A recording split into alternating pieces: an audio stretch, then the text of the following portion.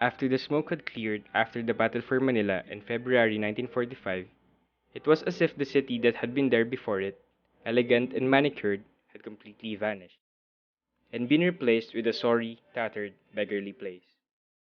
It was a terrible, chaotic time. Even Fernando Amorsolo could no longer paint like Amorsolo.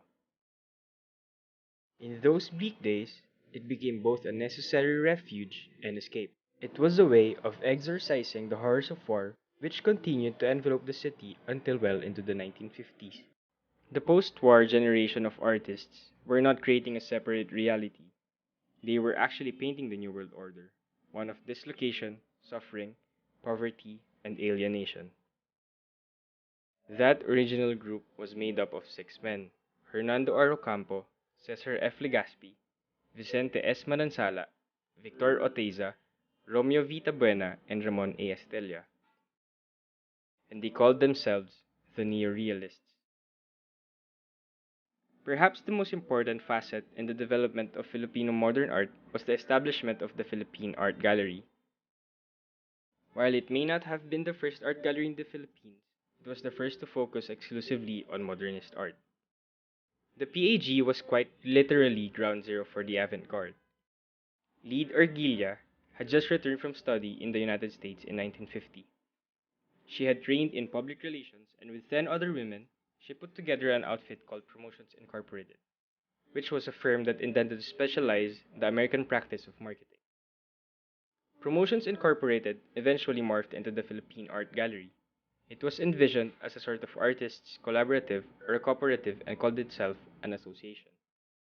It became the meeting place for every kind of creative person in Manila, not just painters and sculptors, but also writers, poets, journalists, photographers, advertising men, but also diplomats, head honchos. The neo-realists would merge into the PAG group. Its second exhibition would be in the Philippine Art Gallery. The first exhibition of non-objective art in Tagala also happened at the PAG in 1953. Organized by art critic Magtanggol Asa, it featured 11 of the most exciting abstract artists in the country.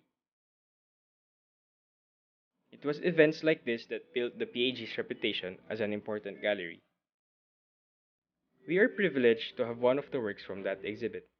At about the same time, Lead Ergilia also organized the Philippine Cultural Exhibition, would take 102 works by 21 moderns. The exhibition would travel to three venues, two in New York and a third in Washington, D.C.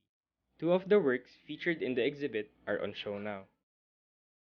While Lead Ergilia was excellent at conjuring the future, she had a difficult time making a practical go of the present.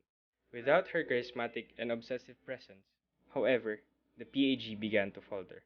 While the PAG closed in 1968, its artists would dominate the Filipino art scene for more than half a century.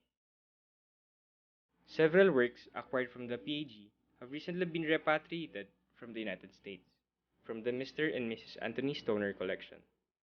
No greater testimony of that lies in the fact that of the 16 Philippine national artists for their visual arts, half of them were nurtured by the Philippine Art Gallery.